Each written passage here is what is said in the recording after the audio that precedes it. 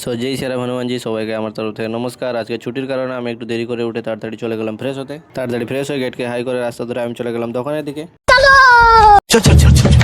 দোকান থেকে প্রোটিন থেকে সব সামগ্রী কিনে নিয়ে আমি চলে আসলাম রুমে। चलो भाई देखो अब मैं क्या करता हूँ। সবার প্রথমে ভাজা বাদামটাকে ভালো করে পেস্ট করে তাতে দিয়ে দিলাম 1 প্যাকেট দুধ। তারপর তাতে অ্যাড করলাম 1 প্যাকেট বারো বিস্কুট, একটা কলা আর টেস্টের জন্য সামান্য পরিমাণ পিনাট বাটার দিয়ে 3 থেকে 4টা খেজুর অ্যাড করে ভালো করে তারপর সেটা গ্লাসে গড়িয়ে তাড়াতাড়ি খাবারটা ফিনিশ করলাম। अच्छा। খাওয়ার পর বিছানা জামা কাপড় নিয়ে আমি চলে গেলাম কাপড় কাচতে। কাপড় কাচে স্নান করে ফ্রেশ হয়ে পড়লাম। তারপর ড্রেস পরে ভালো করে চুলটাকে সেট করে বেরিয়ে গেলাম দোকানে খাবার আনার জন্য।